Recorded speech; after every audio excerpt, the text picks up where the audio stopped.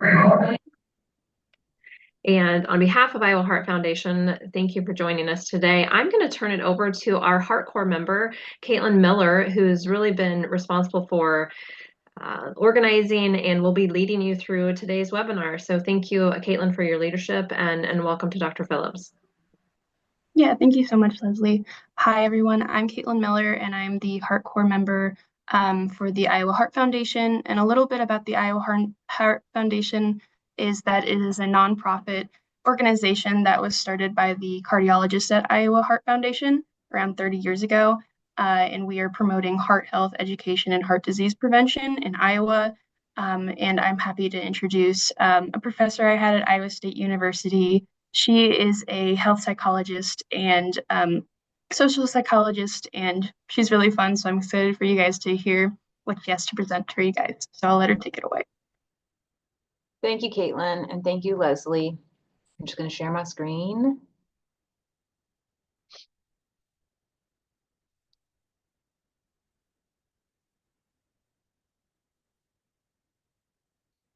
Okay.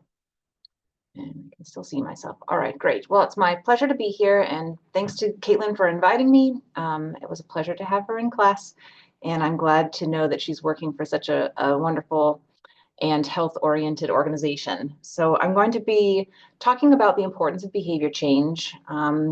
We're coming up to New Year's, and many people make New Year's resolutions. And so a lot of what I have to say is relevant for any of you who are wanting to form your own New Year's resolution for New Year's or at any point in time. But many of us need to change our behaviors.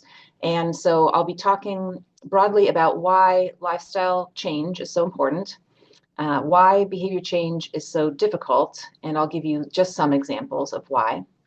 And then I'd like to focus on habits. So what are habits and how can they help us change and maintain those behaviors? So in particular, I'll talk about dietary habits and exercise because these are health behaviors that many people form resolutions around, but we could apply this information to almost any regular behavior that you would be interested in. And then lastly, I'll give some information on how we develop habits. So hopefully this will be helpful to you, and I'm happy to answer any questions when I'm finished, or in the middle too, if Caitlin wants to interrupt, but certainly at the end there'll be time. So why is lifestyle change so important? A very famous quote you may have heard before is, "We are what we repeatedly do." And the philosopher Aristotle was credited with this statement, but actually it was the historian Durant who really said it that way. But either way, they're correct. We are what we repeatedly do, and mostly on a daily basis.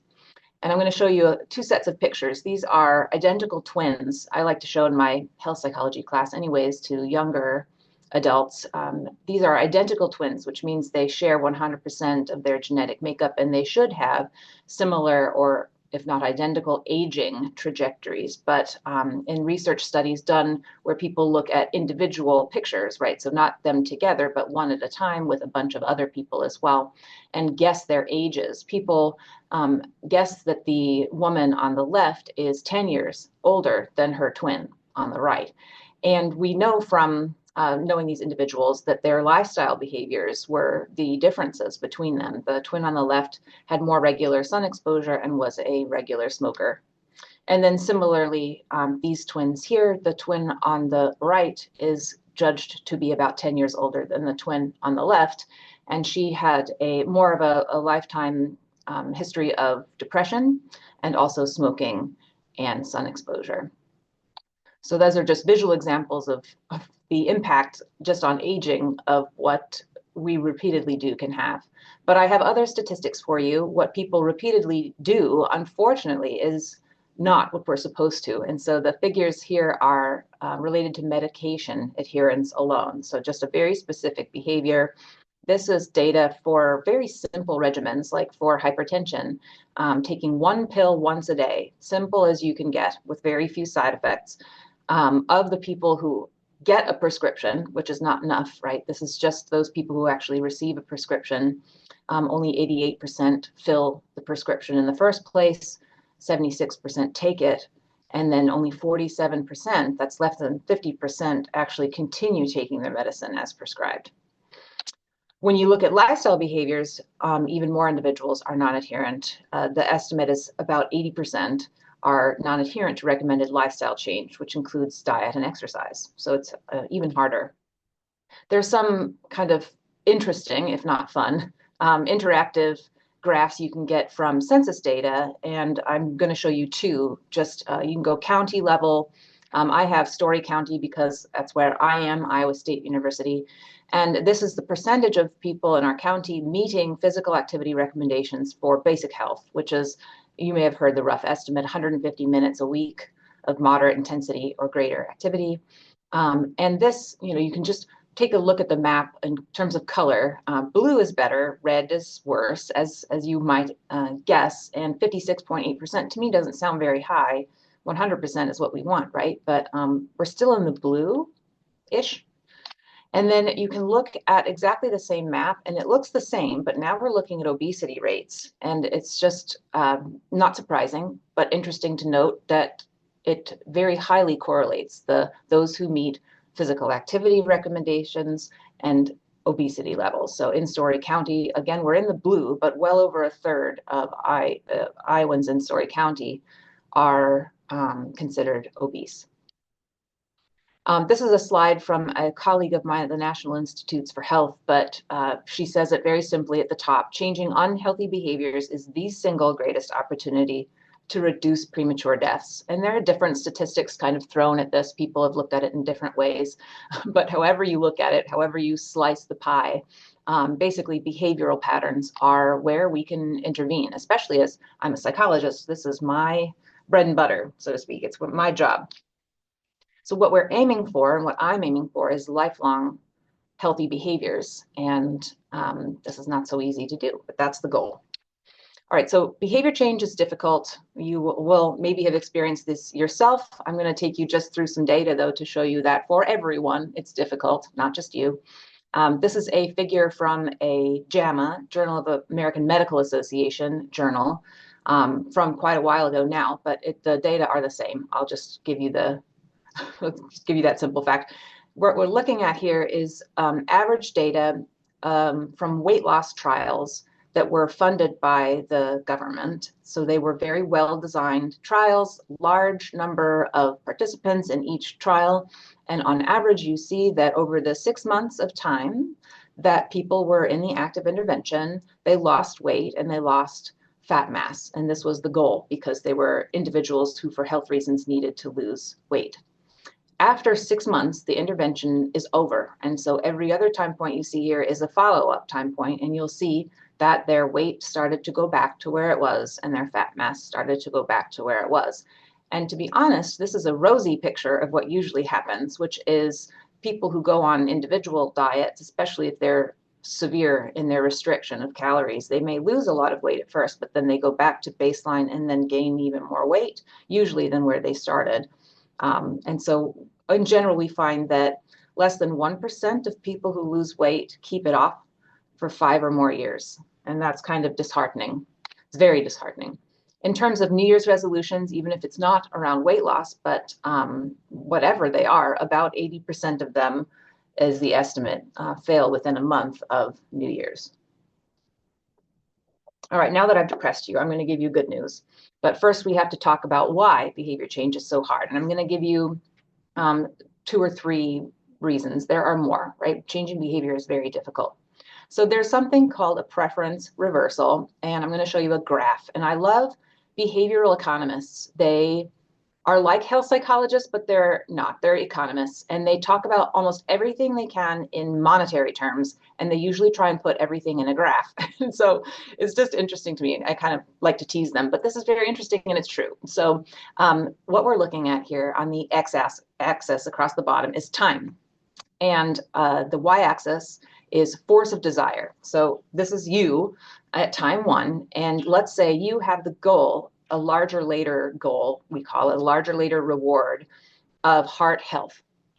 And in the morning, time 1, or whatever, just well before dinner, time 1 is you have a stronger force of desire for heart health than you do for chocolate cake. You're like, no, I can forego chocolate cake. And so you see this difference in your motivation for heart health at the beginning of the day, time one. But then dinner is highlighted a long time in yellow.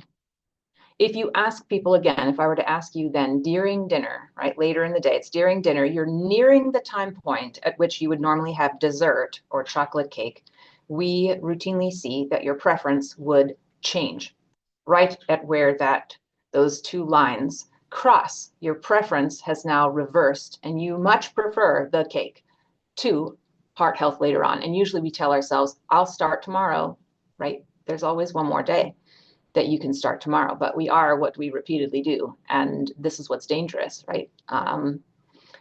So we want people to be able to prefer their health on a daily basis, even when temptation comes along. Unfortunately, when we face temptation, we have something called willpower, is what it's colloquially known as, but self-control or self-regulation we talk about in psychology, it's the same thing, just different terms that we use, is a limited resource. And this is often studied, it used to be studied originally in kids, and you can find YouTube videos of this, they're hilarious, of kids being presented a cookie or a marshmallow or something else that's tempting, right? And they're told, okay, you can eat this now, or if you wait until I come back, you can have two cookies, right? So the kids are motivated to not eat the cookie, to wait until the researcher comes back and gives them two cookies that they can then eat right away. And the unfair thing is that the researcher just doesn't come back until the kid gives in and eats the cookie, which is just cruel, right? And then they end up getting two cookies anyways. However, they measure the time that the kid holds out. And that is one measure of self-control, self-regulation, or willpower. And it has been found to predict things later on, like your GPA in college and other things that require self-regulation, like changing our behavior. But in general, this is, we all give in at some point, right? It's just an amount of time that we can resist temptation. Better to remove temptations at all, right? But that's not always so easy to do. The third reason I'll give you, and the last, why behavior change is so difficult, is that our past behavior is the strongest predictor of our future behavior, no matter what our intentions, our attitudes, our goals, or motivation.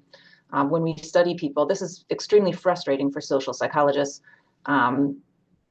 because most of social psychology used to be looking at people's intentions and their attitudes and how they predict behavior. Of course, if you think you should be exercising, you will, right? That was the thought, and that's not true. Whether we exercised before or not is what determines if we exercise later. And one of these reasons is existing habits, and they're usually bad habits, right? Going home after school or work and you sit down and you watch TV and you don't exercise. And so we call these counter-intentional habits. They go against what we want to do, but they're our habits and we do them automatically. So those are bad habits, but I'm going to try and convince you now that it can be a good thing. And then I lied. I show you one more thing, one more reason why behavior change is difficult.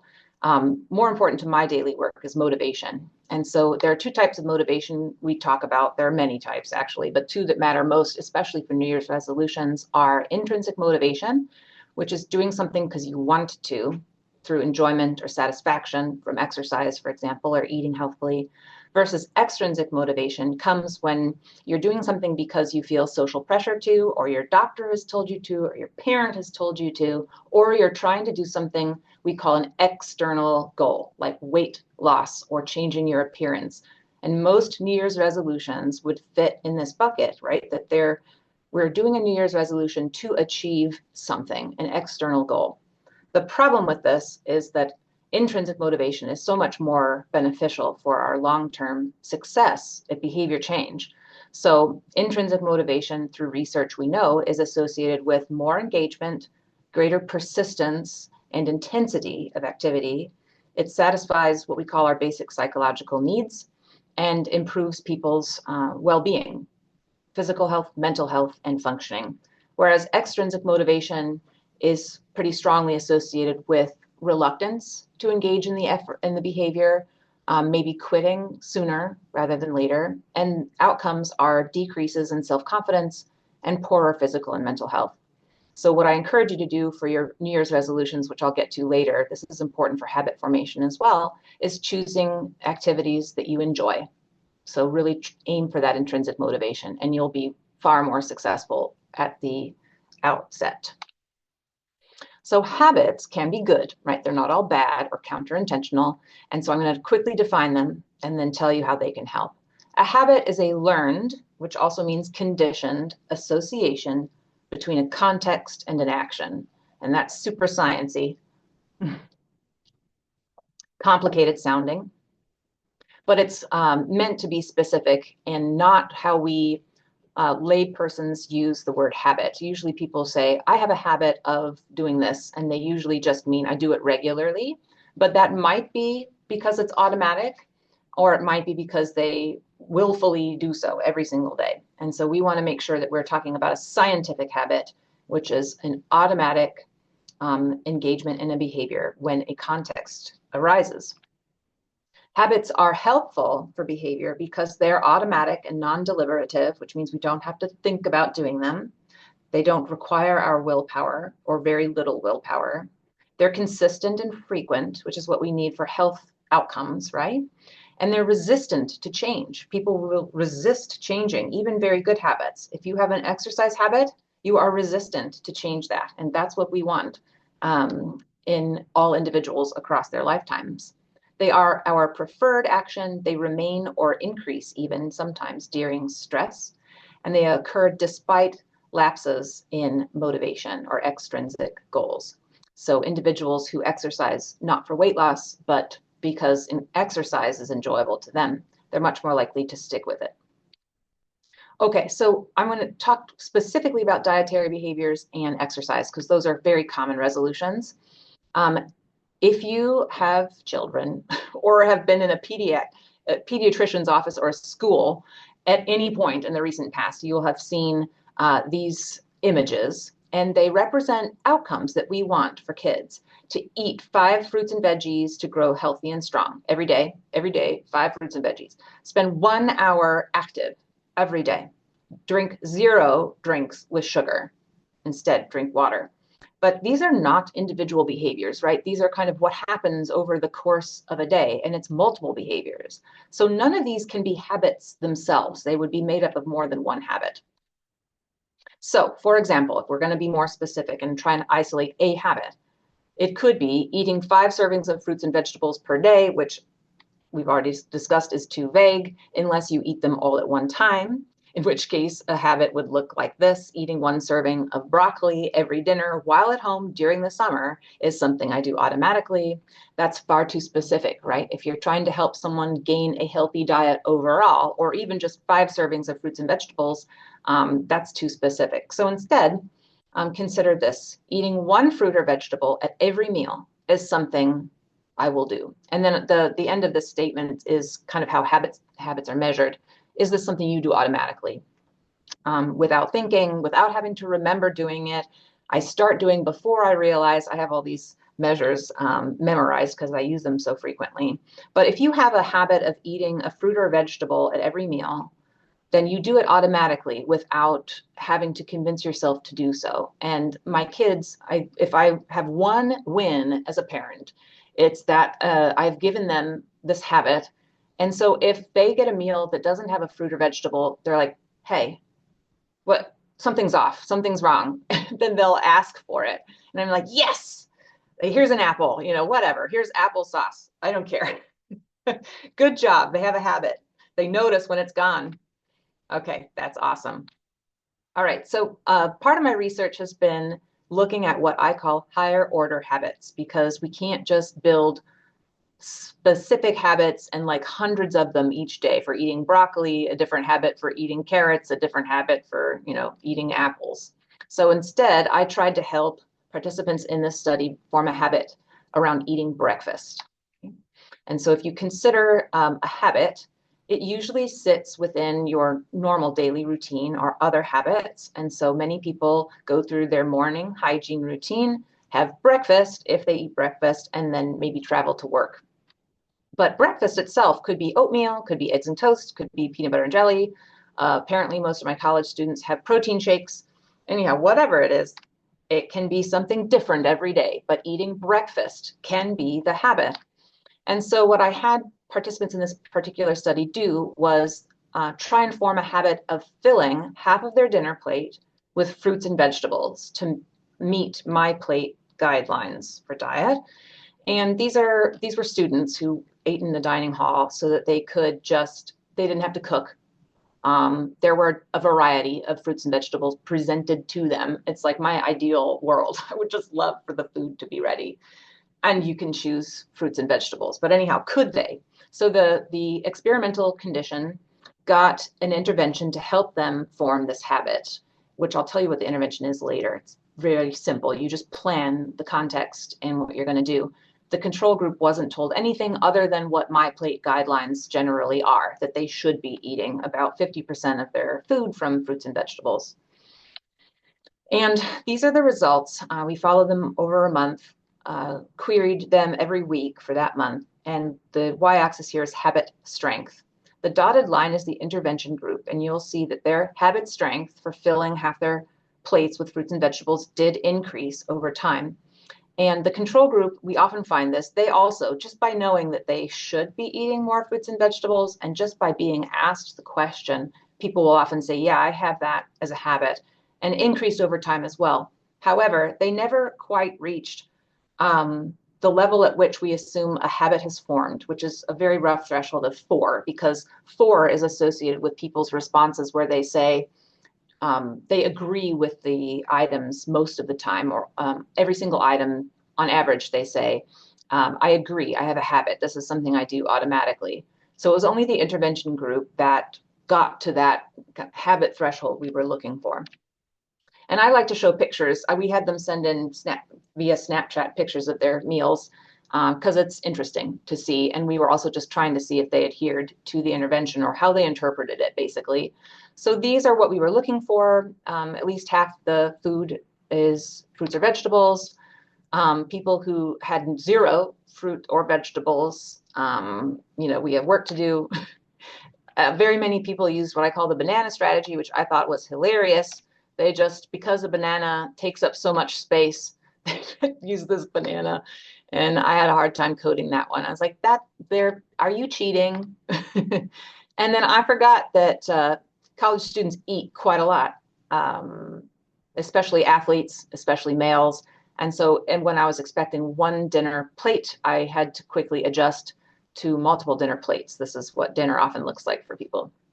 So anyhow, and then there were people for whom I just didn't know what to do. What's in that burrito? What's in that smoothie? And I don't know. What do you do with these people? Anyhow, research is messy, but it's interesting. And I like to show that this is real data. All right, so talking about exercise, can exercise be a habit? This is an exercise routine reported by one of my participants who said, after class, I run or walk briskly on the treadmill for 30 to 40 minutes and then stretch for 20. After that, I do a workout for glutes for the length of a Beyonce song, which is extremely specific, and I love it. But which part of this is habit? And so we can distinguish between what I call exercise instigation, which is just deciding to go exercise. And this person's instigation habit is after class. That's the context. I'm going to go exercise. It almost doesn't matter what the person does for health reasons, right?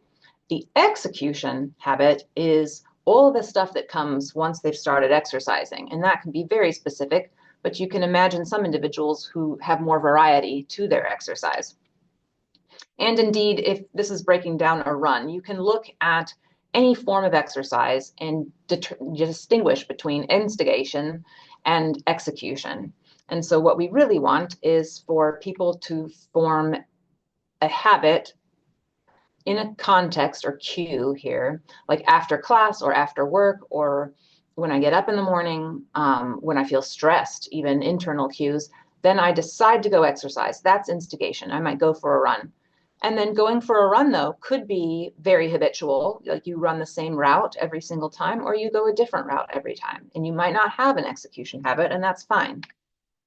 There's also a distinction between preparing to exercise and then exercise itself. And I've just finished recently and published just a couple months ago a study with a company called Les Mills International.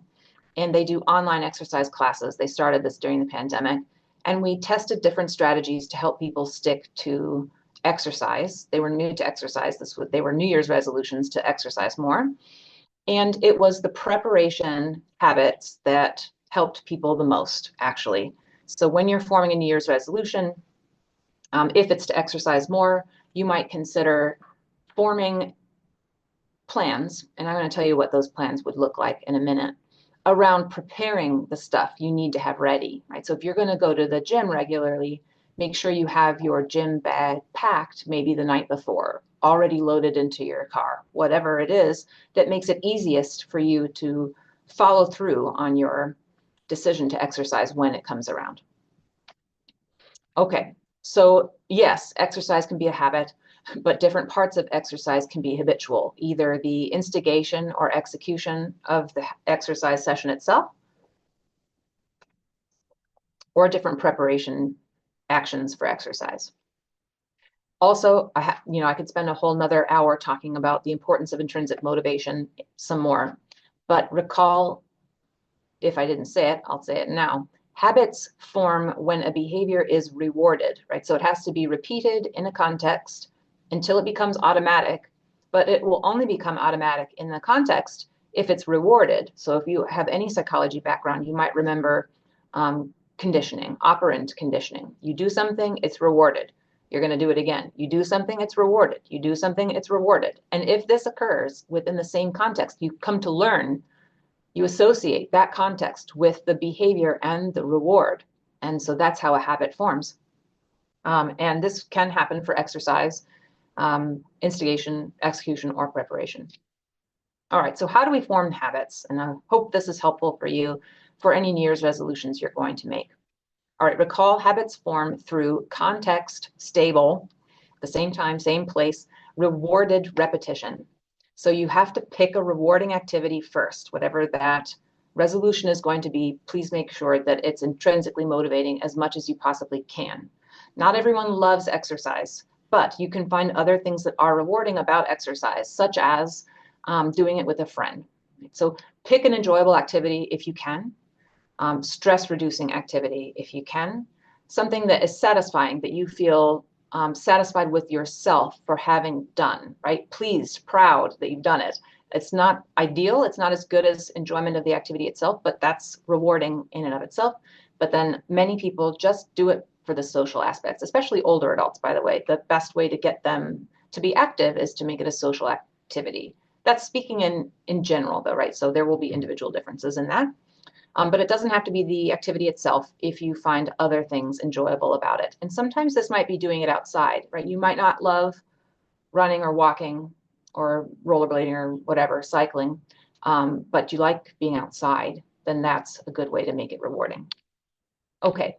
Second, after you've picked your rewarding activity, pick a stable context, which is also referred to as cues, and then engage in what we call action planning. So often if people can use existing routines as their cues, we call that piggybacking. So for example, if you want to start a new flossing routine, you might be horrified to know how few people actually floss. They'll brush their teeth, but they don't floss. So easiest intervention in the world, I think, for long-term behavior change is tying or piggybacking flossing to teeth brushing. They already have a habit of teeth brushing. They just need to tack on or piggyback on that, the flossing, and then that they're more likely to be successful than if they just decided to floss, not tied to anything else. It could be a regular time, a regular location, a preceding event. Like many students I have with exercise habits go after their last class in a day. Their last class might be 9 in the morning. It might be 3 in the afternoon. It doesn't have to be the same time, but the routine is after my last class, exercise, and then, study, hang out with friends, eat, whatever. So action planning is forming a plan. If this context arises, then I will, and then your specific behavior. So for example, if I have lunch, then I will have a piece of fruit. Or here's a higher order habit. Eating a piece of fruit is as well, because there are multiple fruits we could eat. If I'm grocery shopping, then I will buy 2 types of vegetables. And that sounds kind of strange, but I actually had a former grad student, now a faculty member in the UK, do a study where she helped people form this specific habit, which is higher order, and uh, encouraged them to have a variety of vegetables, though, for health reasons, right? Greater variety is better overall. And it worked, just similarly to my dinner plate habit formation study. So that was nice to see that it translated to more real world context. This is an example of a worksheet given as part of something called the Moving Heart Program. I thought you might like to see as part of the Heart Corps and Iowa Heart Association. And it's to help people with their action planning. And if there are multiple behaviors you need to do, which is often the case, right, then there are multiple plans you can make. And then there's something called coping planning, which is considering what obstacles might arise. For example, if you make a New Year's resolution to do something you've never done before, there are going to be things you don't anticipate. But most of us choose resolutions of things we've tried in the past in some form. Exercise is a good example. Very rarely are people like, yep, I'm going to start exercising. I've never ever tried it before. And so we can anticipate what's going to happen. And you might empathize with this, but for example, you'll intend to exercise in a day and you'll be tired, right? So what are you going to do when it comes to the time for you to go to the gym and you're tired? That's the barrier. So you write down under barrier, if I'm tired, if I've run out of time, if my kid's sick and prevents me from going anywhere, what are you going to do? And we can think of things to do. And the more you engage in those coping plans and actually think about them ahead of time, the more success that you will have. And then when new barriers arise that you have not anticipated, then you deal with those when they come up. So if you don't have time or you're tired, those are very common. What you can do is do a shortened version or a substitute activity. But for forming a habit, it's important to, when that context arises that you have planned, do something and do something rewarding, right? So you no longer have time to go to the gym. Take a quick walk around campus, if you're where I am, around the parking lot, around the grocery store. Do something that allows your brain to keep working on that habit formation. And then you're not so hard on yourself, right? You're like, well, I did something. It's something. And you're more likely to keep up with it because nobody's perfect. And even strong habits went through this development phase and these rough patches. Okay. After you have your action plans and coping plans, it will do you well to do what we call automate, which is they're not automatic yet. You still have to think about them. This is not easy, right? This is still a difficult thing to do. But if you mentally rehearse those plans, imagine yourself encountering your chosen context. I exercise after work. And so if I was just starting out, I would say, all right, I'm packing up my computer bag. I'm shutting down my computer. I'm going to head to the car and I'm driving to the gym. And my gym bag's already in the trunk because I packed it the night before. The more you mentally rehearse this, the more likely you are to carry through with your plans. It's kind of a magical thing that the brain can do. If you need to, set reminders, because sometimes it's just hard to remember. Those counter-intentional habits get in the way. Once you have mentally rehearsed, you got to start. You have to repeat. And my message to you is, it doesn't matter how long. That's probably the most common question habit researchers get is, well, how long does it take to form a habit? Well, it depends on the person. It depends on the behavior they're trying to make into a habit. It depends on the time of year, and all sorts of other things. And so it just doesn't matter. They will become habitual. They have to be rewarded and done in a stable context and repeated, but that's it. So you just kind of put your head down and keep going. And I think it helps to have trust that your brain will form these automatic connections, right? These neurons are doing their work, synapses and everything is just proceeding. You do your work and they'll do theirs, and it will happen. A good way to notice rewards, though, is to track your progress and setbacks so that you can plan how to overcome them in the future. But tracking progress will show you rewards that might otherwise take too long to get. So weight loss takes forever. You don't want to wait for that. Instead, just track your behavior. I exercised all of these days. And if you look at a calendar, it's so rewarding to see how much work you've done, even if it was that shortened walk around the campus or the parking lot. You'll get credit for that, and it bolsters your confidence for the future. Update coping plans as needed. And then lastly, I will say, when you form a habit, your job is not done. And a lot of my work goes right after this. Like, well, what do we do then? What if context changes? You have a life transition, you have a baby, you have an injury, you change jobs, you move location. The short answer is our identities play an important role there. But when you form a habit around something, you will almost certainly form an identity around it, especially if it's something like exercise. We don't, you are what you repeatedly do. I should have repasted that picture here. So when you're looking at this later, scroll back to I gave my slides to Caitlin. Go back to that quote. You are what you repeatedly do. But it's best if you expand variety just to keep interested as well. Vegetables for health reasons, but also to keep it interesting. So you're not only ever eating broccoli all the time. You'll get sick of it for sure. And maybe not doing the same exercise all the time, or listening to new music or reading a new book, even if you do the same activity every time. So anyhow, consider that you can have what I call a habit repertoire, but that's more speculation on my part, and this is active, ongoing research, I will say. And with that, I will finish. And I know that many of you will be watching this after the fact, not live. And so whether you're watching live or after the fact, feel free to email me if you have any questions. My email is there, AlisonP@IA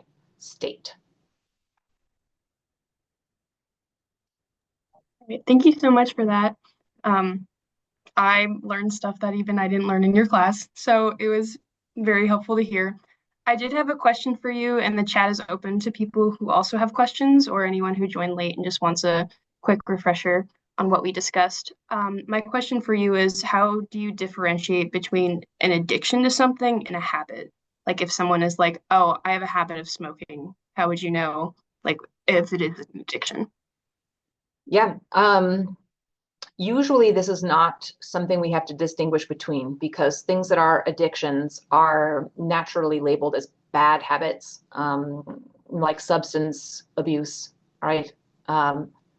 But I think about this a lot because I design interventions to help people form exercise habits, especially if it's with young adult, especially with young women. I don't want to instead develop an exercise addiction. And I think it's a fine line. And so I don't have a really good answer for you. But the difference between having an addiction and not is that the addiction causes distress and dysfunction. And so we would know when it occurred and what it looks like to have an exercise addiction. Yeah, it's a habit, but it's also could be treated as a clinical mental disorder. So how do we promote one and not the other? We would primarily focus on the reasons why individuals are starting an exercise habit or wanting to form it. Most are not at risk for exercise addiction. Those who are might have had a history of eating disorders, or their reasons for starting exercise are to maintain their weight or to lose weight, or for solely extrinsic reasons, right? And so by focusing, it's another reason to focus on intrinsic motivation. It will help you form a habit, but also it's not associated with addictions as much. Just it could be, but we just don't see that. People who exercise for positive reasons, for enjoyment of that exercise, have better mental health, better physical health, and they don't show addiction. And also just assessing whether people are depressed to begin with. And so you identify high risk groups and then you tread carefully, right, in helping them form an exercise habit and really focus on intrinsic motivation and the positive benefits of exercise. And then all you can do, this is speculation, is catch people, right? So be careful with them in the first place, do your best to identify risk in the first place, and then follow through as needed. But yeah, that's a good very good question without a solid answer. Definitely requires more attention. And then we did have two questions in the chat. Great. Okay. Caitlin or Dr. Phillips, do you mind reading those questions for anybody that potentially joins late? Yep. What do you suggest when there are irremovable barriers in creating habits, for example, going to work at different times each day? Yeah, that's a good one. So exercise, right, this is hard stuff. It's difficult to change behavior. And we didn't even talk about the barriers people have. So actually right now I have a project with undergraduates working on this. They are coding people's action plans and specific exercise goals. We're looking at what even is the range of possible action plans, given that people are really constrained by their daily routines. If you're in the workforce, you go to work, and your work schedule might not be up to you and it might change every day. Usually for most jobs, there's some regularity, right? And so then the task becomes, okay, pick the most feasible time at which you could integrate exercise before work, during work, after work, right? And if you're a nurse who works 12-hour days, well, you're getting your exercise during the day, right? There's just maybe recognizing that some professions are active enough. Stop trying to exercise at the gym. If you're already getting enough activity as part of your job, then instead focus on maybe yoga or mindfulness or something else, downtime, and so then you don't have to fit it in. So I can only assume you mean for people whose schedule changes too much for them to have a habit. And I suppose that's possible. But if you think about how even internal cues can be part of a habit, for example, I exercise when I'm stressed. It's my coping mechanism. If I'm stressed or overwhelmed, I will usually go for a walk or a jog outside because that's even better, fresh air. And it can happen at any time. It doesn't matter what other barriers are there. I have a very flexible job, and so I know that you can't just take off and go for a walk necessarily, depending on what your job is. But exercise doesn't have to happen all at one time either. So you could have a series of smaller habits, like going for a 10-minute walk every hour or every other hour, right? So I think you just have to be creative in those cases. And I would like to hear of irremovable barriers. I think that maybe I'm just too optimistic. I think it should still be possible. Okay, and then the second and the last question we have, what are some ways to add a reward to an activity or habit that may not be intrinsically enjoyable? The best example I had for this was doing exercise with a friend. And I'll give a good example. My two graduate students at one point, they would go do a barre, B-A-R-R-E class together on campus, and they both hated it. They absolutely detested this class, the activity itself. But they got this weird sort of, it was competitive-ish, but more like with themselves. And it was this bonding experience between them that really the enjoyment they got with it was survival of the barre class together. And they still enjoyed it and they formed a habit and it was a beautiful thing.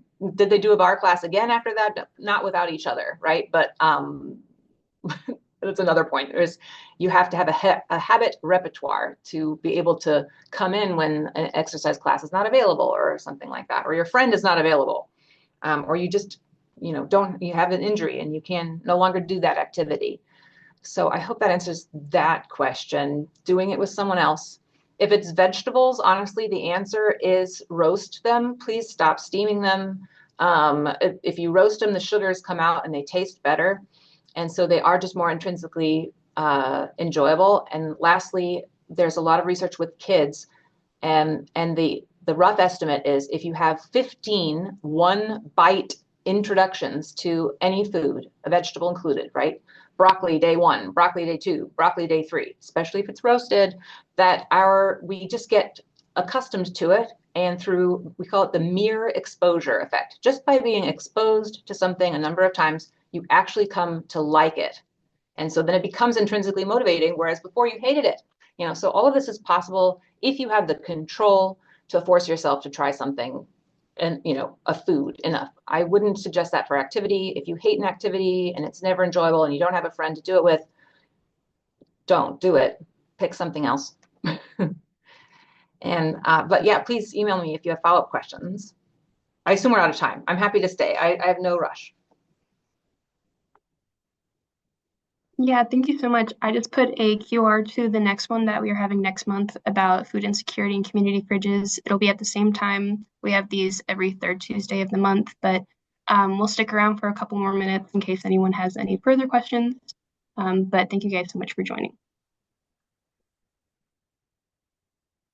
Yeah, and I'll put my email in the chat because I took down my slides.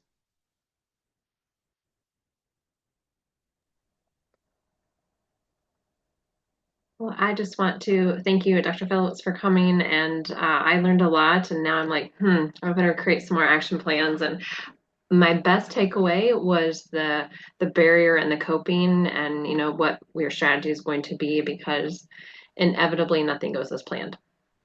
Yeah. Even if you're a seasoned veteran and an expert at this particular thing, nothing goes as planned. Yeah, and if I could just add one thing, it's really interesting that with quitting smoking, for example, we've seen that the most successful quit attempts are on the fourth try, for example, third or fourth try. And so people often fail their first try, usually, and the second try, and even their third try. But each time they fail, they learn something about themselves. And it's probably what those barriers are. What barriers are they susceptible to and how to overcome them? And so we're human. We learn. We trial and error. And so keep trying is the positive take home. Very good. Caitlin, if you could pop up that slide and leave it on the screen there, that'll be the last one that those of us joining us via the recording will see and have the opportunity to register for next month. So thank you all again.